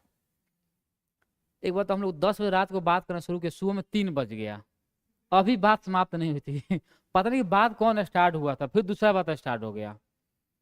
बहुत अच्छा, मतलब कोई कोई ऐसा आदमी होता है जिसका बहुत क्लोजनेस आपका हो जाएगा, जिसके साथ मजा आता है कि भाई चलो ठीक है, बंदा सही है। इसको बोलते अनकंडीशनल। अगर आपके साथ कोई ऐसा दोस्ती है जो अनकंडीशनल है ना, वहां पे मजा आएगा। जहाँ पे कंडीशन है न, ऐसे नहीं तो फिर ऐसे, तब तो समझो वो तो खींच रहा है बस, केवल चल रहा है। जैसे माने कि पति पत्नी, वो कंडीशनल कि अनकंडीशनल? वो कंडीशनल है। पति पत्नी का जो ये है ना प्यार, वो अनकंडीशनल नहीं, कंडीशनल है। अच्छा तुम खाना नहीं बनाओगी, ठीक है चलो सो जाओ इसी तरह। आइए देखिए, यही बात यहाँ पे बताया गया है। अच्छा अच्छा, ये तो अभी मैं बताया था, इधर आएंगे अब। Wholesale price index. अच्छा कोई शादी में खुश रह पाता है जी? कोई है जो शादी में खुश रहे? लड़का लड़की कोई भी? तो क्या लगता है जी आपको, तो शादी ब्याह हो गया है। मुझे लग रहा है कि शादी के बाद ना लड़का खुश रह पाता है ना लड़की। दोनों एक दूसरे के मन में गलियाता होगा। अरे यार पहले ही ठीक था, पहले कितना मैं आराम से रात में जाता था, 3 बजे सुबह में आता था, कोई नहीं पूछने वाला था। आता था भले बाप दो चार गाली देते थे, अब तो आ रहा हूँ तो बाप भी दे रहा है और तुम भी दे रहे हो, 2 आदमी की गाली सुनना पड़ रहा है कि नहीं? अच्छा, शादी के बाद जो फ्रीडम है ना राइट, वो लड़कियों की छीनती है। लड़के तो ऐसे ही आवारा हैं, वो तो घूमेंगे ही। है कि ना? लेकिन फिर भी शादी ब्याह तो एक समाज का एक बनाया गया, वो तो होगा ही। नहीं हो तो कैसे लोगों को पता चले कष्ट क्या है? कष्ट शादी के बाद ही पता चलता है। शादी से पहले तो कोई कष्ट नहीं है, शादी मतलब इंजॉय हो रहा है लाइफ। जैसे आप लोग को जिसका नहीं होगा उस समय पूछिए, जिनका होगा इनसे पूछिए कितना कष्ट है। अपना भी देखना है, पति को भी देखिए, पति के माँ बाप को भी देखिए, मैंने ससुर जी सास जी को। फिर उसके अगर कोई आ गया रिले, मामा फूफा मौसा काका, साले सब आते रहते हैं ऐसे ही बेकार में, सबको देखिए। फिर मन में गलियाइए भी, मुंह में तो नहीं बोल सकता है कोई। देखिए इधर होलसेल प्राइस इंडेक्स क्या है। तो होलसेल प्राइस इंडेक्स है, इससे पहले, अब थोड़ा मूड फ्रेश हो गया, फिर समझ लीजिए आधा घंटा एकदम चुपचाप सुनना है, ठीक है ना? सुनिए, जो होलसेल प्राइस इंडेक्स है इसे पहले साप्ताहिक निकाला जाता था, यानी वीकली निकाला जाता था। यानी हर वीक में सरकार बताती थी कि महंगाई का क्या स्टेटस है भारत में। लेकिन उसके बाद 2008 में अभिजीत सेन समिति के अनुशंसा पर मासिक यानी मंथली निकाला जाने लगा। लेकिन इन्होंने 2008 में रिकमेंड किया था, और जो मंथली निकालने का काम शुरू किया वो 2012 से किया गया। कोई दिक्कत?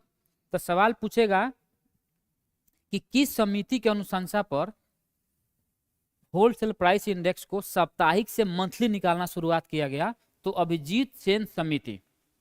दूसरा आएंगे, उसके बाद वर्तमान में अगर पूछ दिया कि वर्तमान में जो होलसेल प्राइस इंडेक्स है वो किसका कॉन्सेप्ट है, तो उनका नाम है सौमित्र चौधरी।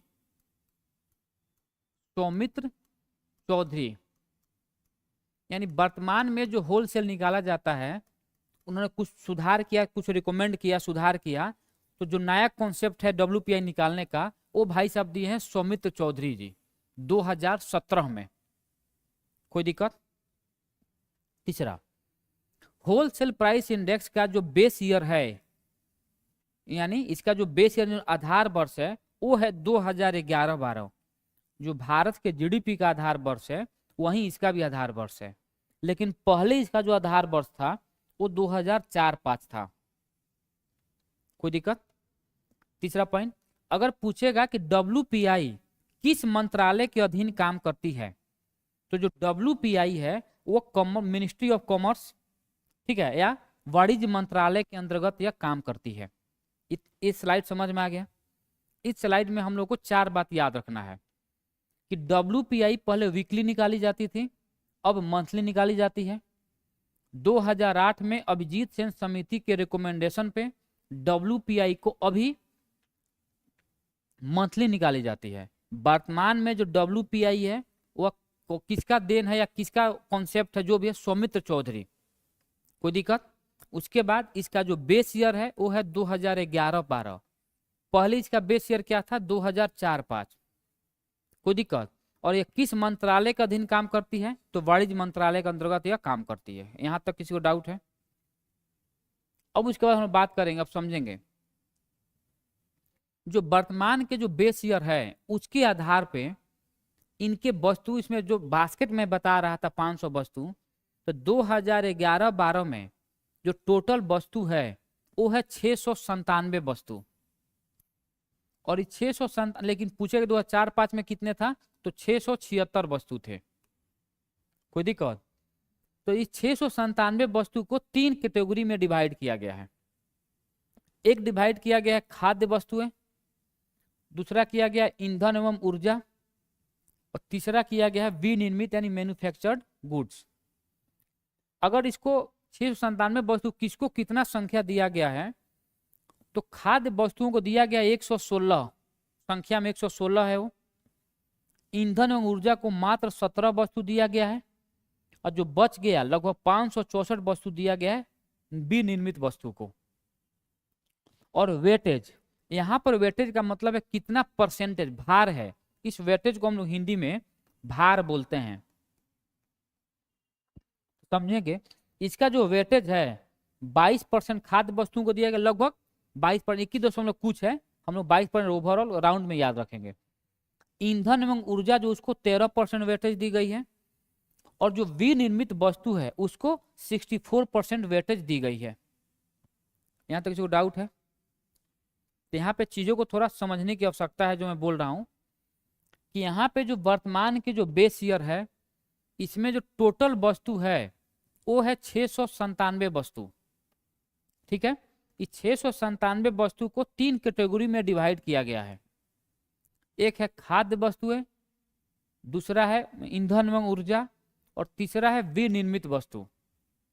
कोई दिक्कत? जो खाद्य वस्तुएं हैं, जो खाद्य वस्तु है उसका संख्या 116 है।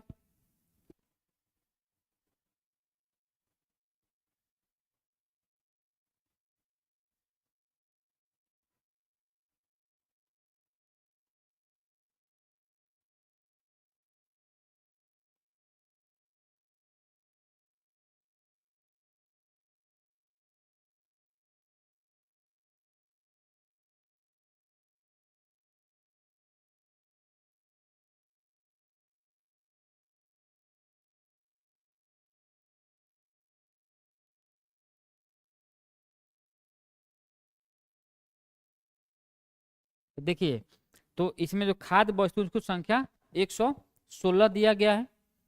जो ईंधन एवं ऊर्जा है उसको 17 वस्तु दी गई है। ना ना, माइक चालू है, माइक चालू है, यहाँ से माइक चालू है। यहाँ पे तो बाद में मुझे नहीं पता। इधर देखिए, विनिर्मित वस्तु है, इसको दिया गया है 564 वस्तु। इसको वेटेज है 22, 13 और 64। लेकिन अब इसमें थोड़ा चीजों को लिखना है, लिखेंगे ताकि आप लोग को लगे कि हाँ हाँ नोट कीजिए कीजिए। आज कहीं हम लोग चलेंगे घूमने, टेंशन नहीं लेना है। यह है मेरा मतलब भाई लगेगा रिलेशन का। तो बोल रहा कि अब क्या, आज 4 दिन से फोन कर रहा है। मैं क्लास में रहता हूँ, मैं मतलब पूरा जिंदगी तुम लग रहा है आप क्लास में रहिएगा। बोला कि मरिएगा लग रहा है क्लास में। हम बहुत खराब है।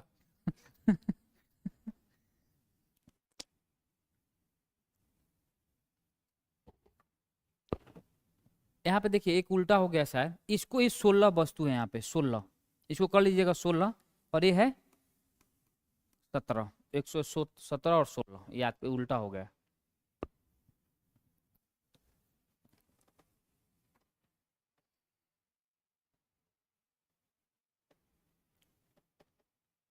क्या गलत है कि सही? चलिए बोले हैं तो लिखिए, लिखेंगे WPI में। भारत में, भारत में, भारत में थोक मूल्य सूचकांक, भारत में थोक मूल्य सूचकांक पहली बार, भारत में थोक मूल्य सूचकांक पहली बार 10 जनवरी 1942 को शुरू किया गया था। 10 जनवरी 1942 को शुरू किया गया था, जिसका आधार वर्ष 1939 था, जिसका आधार वर्ष 1939 था। हो गया। नेक्स्ट वन लिखेंगे 2012 में 2012 में सौमित्र चौधरी 2012 में सौमित्र चौधरी की अनुशंसा पर सौमित्र चौधरी की अनुशंसा पर थोक मूल्य सूचकांक का आधार वर्ष थोक मूल्य सूचकांक का आधार वर्ष 2004-5 से बदलकर 2004-5 से बदलकर 2011-12 कर दिया गया। 2004-5 से बदलकर 2011-12 नहीं नहीं, वो तो बताए थे कि भाई मंथली निकालने के बारे में बात। नेक्स्ट वन लिखेंगे वर्तमान में इसका आधार वर्ष 2011-12 है। वर्तमान में इसका आधार वर्ष 2011-12 है तथा इसमें कुल 697 वस्तुओं को रखा गया है तथा इसमें कुल 697 वस्तुओं को रखा गया है।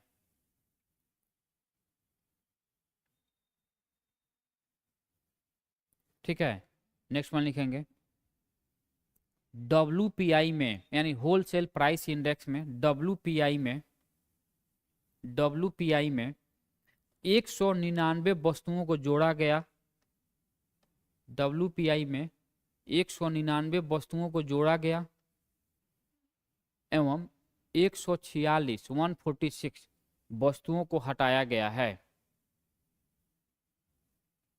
वस्तुओं को हटाया गया है। इसी में लिखेंगे नेक्स्ट पॉइंट अभी तक इसके आधार वर्ष में कुल 7 बार बदलाव हुआ है। अभी तक इसके आधार वर्ष में कुल 7 बार बदलाव हुआ है। 7 बार बदलाव हुआ है। ठीक है। हेडिंग डालेंगे WPI की कमियां। WPI की कमियां।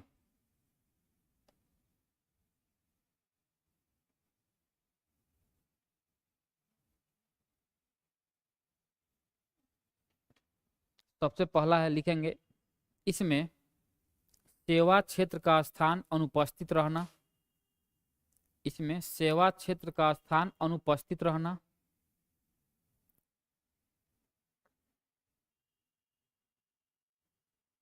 नेक्स्ट लिखेंगे खाद्य वस्तुओं की मात्रा एवं भार। खाद्य वस्तुओं की मात्रा एवं भार कम होना।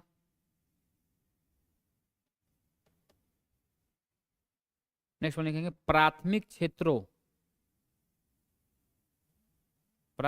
क्षेत्रों का कम मात्रा में होना। प्राथमिक क्षेत्रों का कम मात्रा में होना। प्राथमिक क्षेत्रों का कम मात्रा में होना। नेक्स्ट वन लिखेंगे इसी में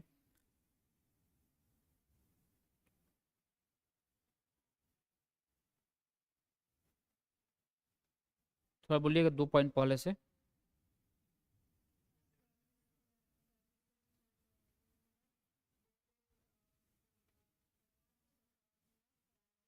हाँ लिखेंगे थोक कीमतों पर आधारित होना।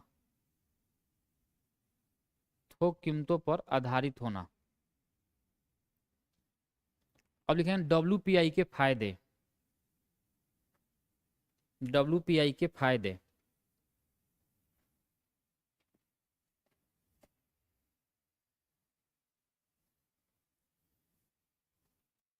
यह लिखेंगे यह यानी WPI समग्र रूप से यह समग्र रूप से अर्थव्यवस्था हेतु यह समग्र रूप से अर्थव्यवस्था हेतु थोक लेन देन में थोक लेन देन में थोक लेन देन में मुद्रास्फीति की अनुमान प्रदान करता है अनुमान प्रदान करता है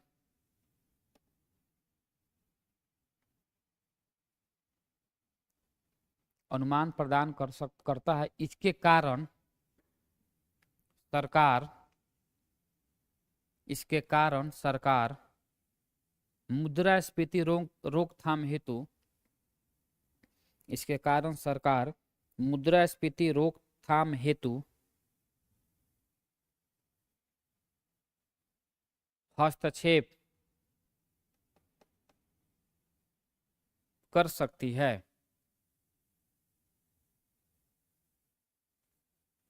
नेक्स्ट वन लिखेंगे WPI के द्वारा सरकार उपभोक्ता को मुद्रास्फीति के प्रभाव से सुरक्षित कर सकती है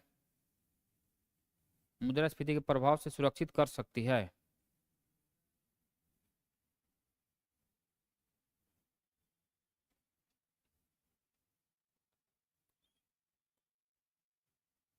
ठीक है, अब हम लोग बात करेंगे, यहाँ पे समझेंगे। हो गया ना टोटल। इसमें 3-4 बात याद रखना है कि 676 वस्तु था, इसमें 199 वस्तुओं को ऐड किया गया है और 146 वस्तुओं को यहाँ से हटाया गया है। और अभी तक टोटल जो WPI है इसका जो आधार वर्ष 7 बार चेंज हुआ है, 7 बार इसमें परिवर्तन किए गए हैं। तो अभिजीत सिंह समिति उन्होंने वीकली से मंथली करवाया।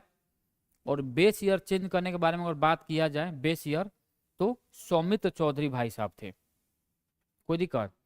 और हम लोग बात करेंगे CPI यानी consumer price index.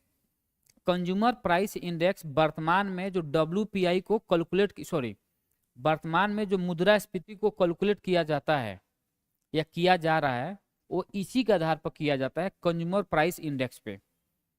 Consumer price index का मतलब क्या हुआ? कंज्यूमर प्राइस इंडेक्स का सिंपल मतलब ये हुआ कि जो आम आदमी जो चीजों को खरीद रहा है, तो पहले वो आदमी उस वस्तु को कितना में खरीदता था और अभी वो आदमी उस वस्तु को कितना में खरीद रहा है। तो हम बात कर रहा है कि उपभोक्ता मूल्य सूचकांक का जो बेस ईयर है ये 2000, पहले 2010 था और वर्तमान में इसका बेस ईयर 2012 है। कोई दिक्कत? तो पहले इसका बेस ईयर कितना था? 2010 था, वर्तमान में इसका बेस ईयर 2012 है। पहले इसे 4 भागों में डिवाइड किया गया था, पहले इसे 4 भागों में डिवाइड किया गया था, लेकिन अब इसे केवल 3 भागों में डिवाइड किया गया है। ठीक है ना, इसे 3 भागों में डिवाइड किया गया है। अब यहाँ पे बात कर रहा है कि पहले जो इसे 4 भागों में डिवाइड किया गया था, 4 भागों में इसे जो विभाजित किया गया था या बांटा गया था, वो 4 भाग कौन कौन से थे? 4 भाग कौन कौन से थे?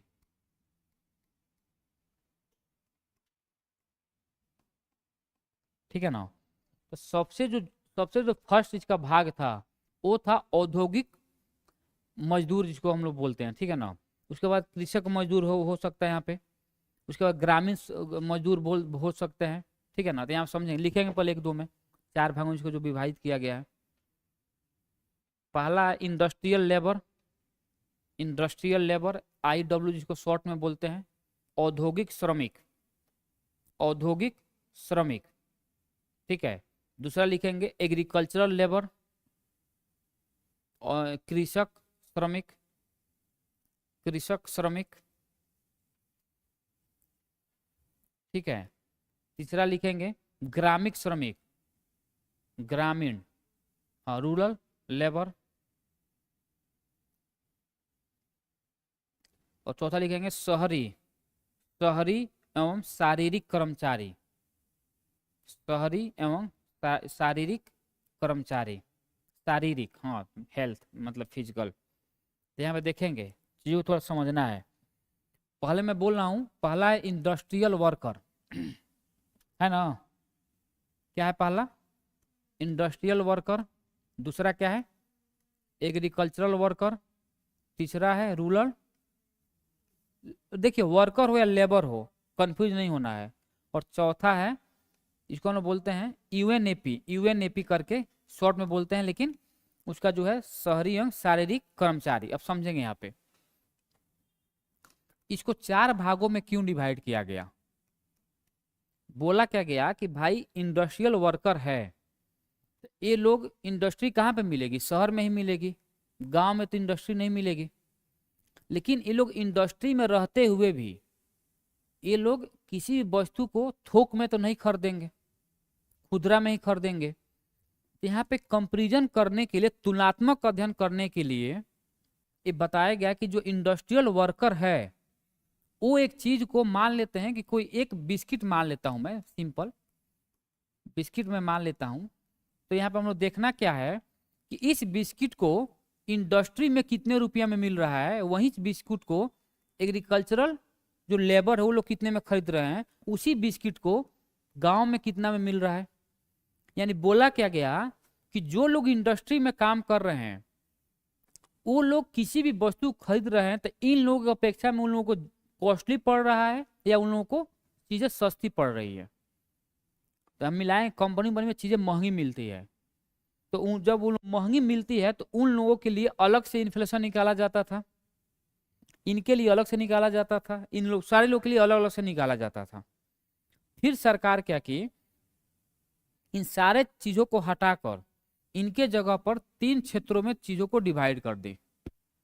एक बोली कि चलो ठीक है, एक होगा केवल रूरल, दूसरा होगा केवल अर्बन, अर्बन के लिए अर्बन निकलेगा, और तीसरा होगा कंबाइंड, दोनों को कंबाइन करके। कोई दिक्कत? तो इसको हम लोग बोलते हैं CPIR यानी रूरल, इसको बोलते हैं CPIU यानी अर्बन, और यहाँ बोलते हैं CPIC यानी कंबाइंड। तो वर्तमान में पूछेगा कि वर्तमान में जो WPI निकाली जाती है उसको कितने भागों में डिवाइड किया गया है, तो उसे 3 भागों में डिवाइड किया गया है। पहले कितने में था? पहले 4 भागों में डिवाइड किया गया था, और वर्तमान में उसे 3 भागों में डिवाइड किया गया है।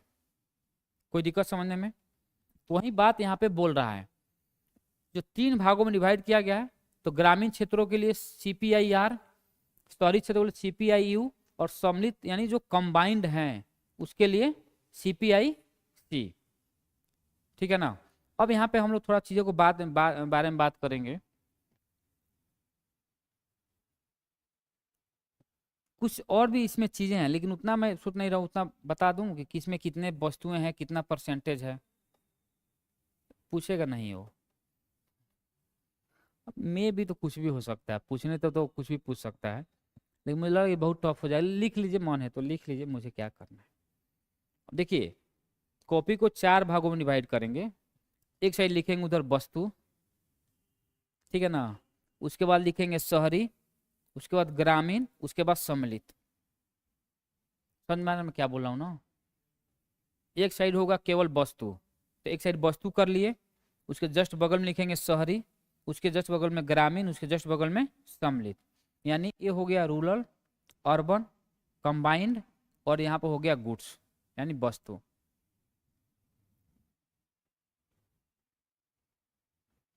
ठीक है?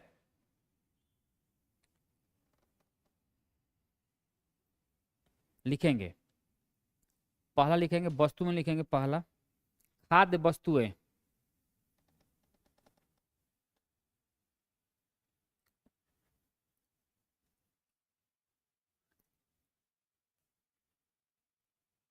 खाद्य वस्तुएं, उसी को मादक पदार्थ लिख लेंगे। जो मादक पदार्थ समझ रहे हैं ना, क्या होता है वो? दारू नशा जो है उसी को मादक पदार्थ बोलते हैं। तो खाद्य वस्तुएं एवं मादक पदार्थ,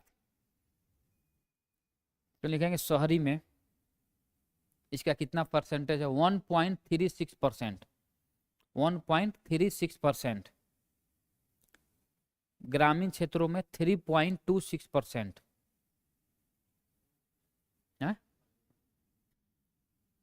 1.36, गांव में 3.26% और कंबाइन करेंगे 2.38%।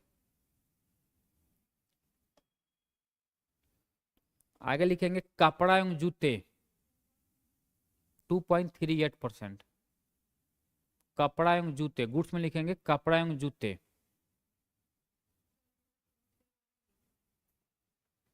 मुझे नहीं पता पूछेगा कि नहीं, मैं लिखवा दे रहा हूँ, पूछेगा तो ठीक है, नहीं पूछेगा तो ठीक है।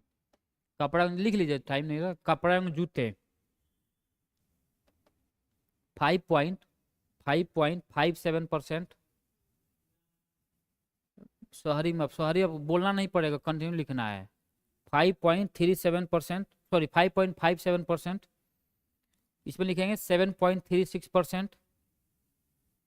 उसके बाद लिखेंगे 6.53%। आगे लिखेंगे मकान यानी हाउसेज, मकान 21.67%। ग्रामीण में नो है, एकदम परसेंटेज नहीं है, समझ में आ रहा है ना, सवाल पूछेगा यही। शहरी के लिए है 21.67%, गांव में 0% है, एकदम नहीं है। और जो कंबाइंड है वो है 10.07%। 10.07%। ईंधन एवं ऊर्जा लिखेंगे 5.58%। 5.58%। इसमें लिखेंगे 7.94% और 6.84%। 6.84%। ईंधन एवं ऊर्जा में शहरी में 5.58। विविध लिखेंगे मिसलेनियस, वस्तु में लिखेंगे मिसलेनियस में 29.53%। 29.53%। उसके बाद लिखेंगे 27.26%।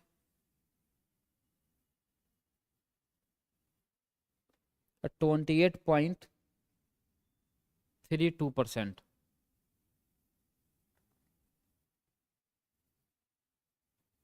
ठीक है ना।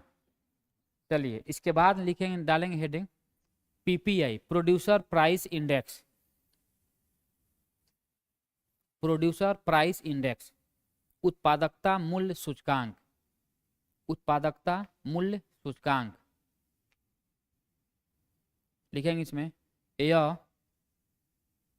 यह वस्तुओं के मूल्यों के, यह वस्तुओं के मूल्यों के औसत बदलाव को दर्शाता है। यह वस्तुओं के मूल्यों के औसत बदलाव को दर्शाता है।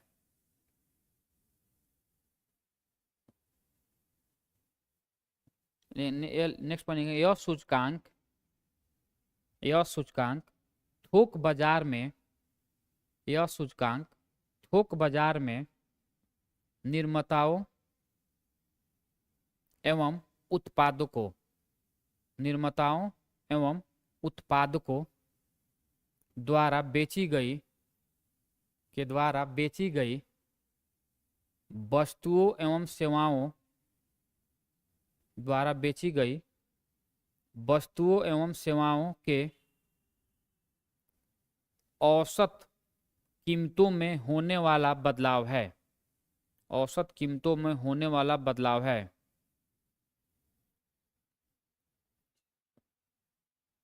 नेक्स्ट वन लिखेंगे इसे मुद्रास्फीति मापने का प्रथम चरण माना गया है। इसे मुद्रास्फीति मापने का प्रथम चरण माना गया है।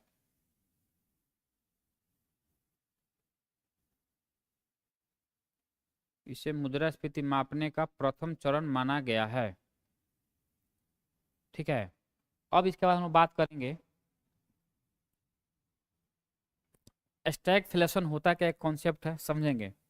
इन्फ्लेशन क्या होता है, तो मैं बोला हूँ कि अगर सिंपल इन्फ्लेशन अगर है, अर्थव्यवस्था में सिंपल इन्फ्लेशन है, तो क्या क्या क्राइटेरिया होगी कि भाई मनी सप्लाई बढ़ जाएगा, इन्वेस्टमेंट बढ़ेगी, रोजगार मिलेगा, लोगों का आय बढ़ेगा, आय बढ़ेगा, मांग बढ़ेगा, मांग बढ़ेगा, कीमत बढ़ेगा, कीमत बढ़ेगा, इन्फ्लेशन आएगा। यानी जब रोजगार मिलेगी तो इसका मतलब क्या होगा, बेरोजगारी वहां पे कम होगी। यह इन्फ्लेशन का सामान्य स्थिति है। लेकिन कभी कभी अर्थव्यवस्था में एक ऐसा सिचुएशन बनता है कि जब मनी सप्लाई अर्थव्यवस्था में कंटिन्यू बढ़ रहा है, निवेश भी बढ़ रहा है, ठीक है, लेकिन यहाँ पे रोजगार न मिलकर बेरोजगारी मिलती है कंटिन्यू। यानी जब अर्थव्यवस्था में इन्फ्लेशन और बेरोजगारी की दर दोनों साथ साथ दिखाई देती है, उसे ही हम लोग स्टैगफ्लेशन कहते हैं।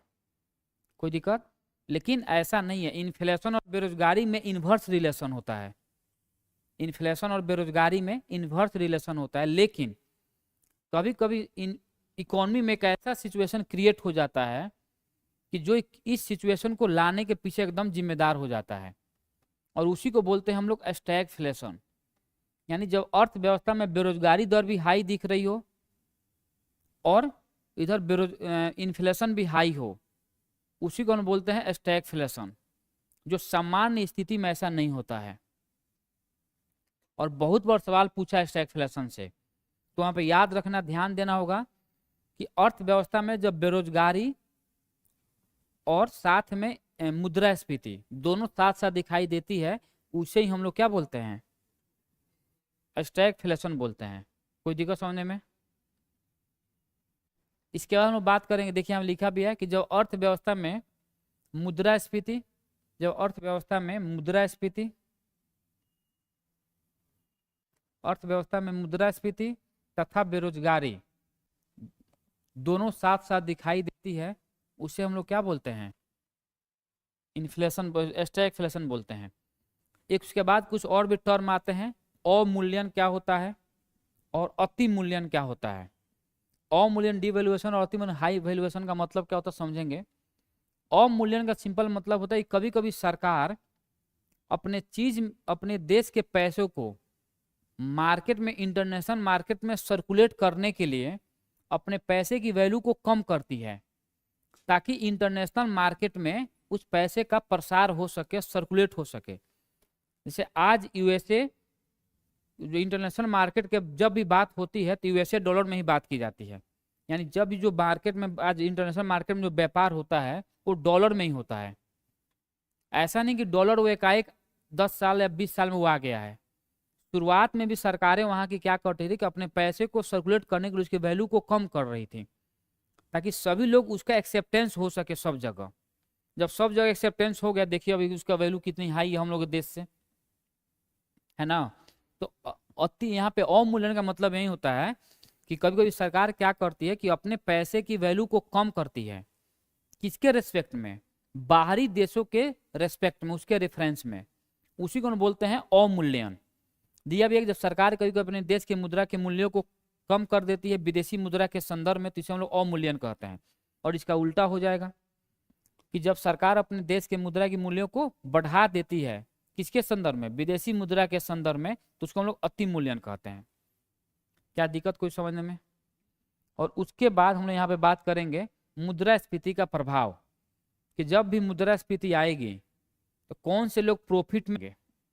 तो यहाँ पे ध्यान देने की बात है कि जब भी मुद्रास्फीति आएगा तो किस पे पॉजिटिव प्रभाव पड़ेगा? तो वैसे लोगों पर पॉजिटिव प्रभाव पड़ेगा जो लोग उत्पादक वर्ग के हों, जो लोग प्रोड्यूसर हों, जो अलग अलग चीजों को उत्पादन करेंगे, ठीक है ना, अलग अलग चीजों को उत्पादन करेंगे और महंगी हुई है तो उनकी चीज महंगी कॉस्ट पर बिकेगी। जो लोग ऋण लेते हैं तो ऋण लेने वालों को प्रॉफिट होता है। जो लोग ऋण लेते हैं मुद्रास्फीति के दौरान तो उन लोगों को फायदा होता है। जो कृषक है, वैसे कृषक के बारे में बात कर रहा है जो लोग किसी न किसी चीज का उत्पादन करते हैं, जो उसको क्या बोलते हैं,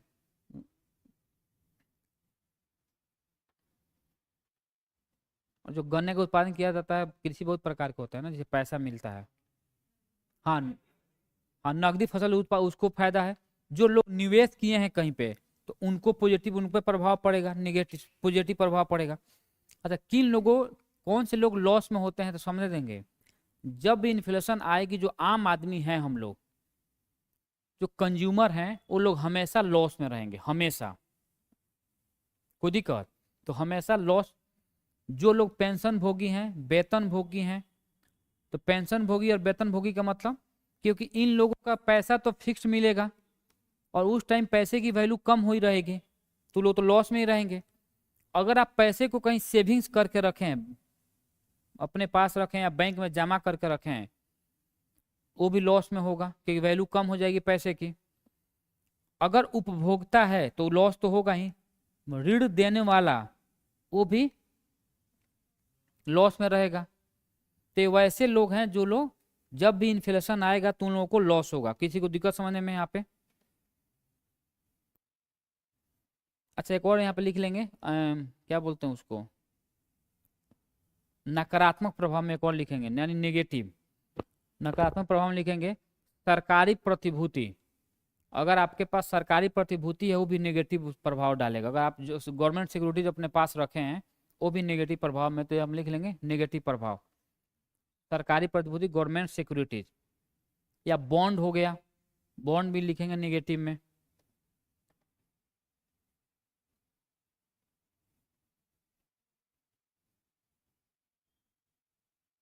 ठीक है ना? तो इतना हम लोग का रहा इन्फ्लेशन। ठीक है, अब मुझे लग रहा है कि इन्फ्लेशन, इससे ज़्यादा हम लोग को पढ़ने की आवश्यकता नहीं है। लेकिन ज़रूर मैं फिर बोल रहा हूँ कि बीपीएससी का एग्जाम देना होगा, पूरा यूपीएससी और यूपी पीसीएस और बिहार पीसीएस, ये तीनों का आपको प्रीवियस ईयर बनाना होगा, और अच्छे से बनाना होगा। कम से कम 4-5 राउंड बनाना होगा। और आप पूरा क्वेश्चन बनाएंगे इकोनॉमिक्स में, जितना भी टॉपिक मैं पढ़ा दिया हूँ। डाटा वाला क्वेश्चन पर ध्यान नहीं देना। डाटा वाला तो आपको डाटा याद करेंगे तभी बन पाएगा सवाल। आपको ज़्यादा फोकस करना है कॉन्सेप्ट वाला पे, कि कॉन्सेप्ट वाला बन रहा है कि नहीं बनेगा। ला कर पूछना भी है कि सर सवाल नहीं बनना है, इसका बताइए कैसे होगा। जब तक प्रीवियस से नहीं बनाएंगे, यहाँ पढ़ाने से कोई ज़्यादा फायदा नहीं है। समझ में आ गया? चलिए फिर।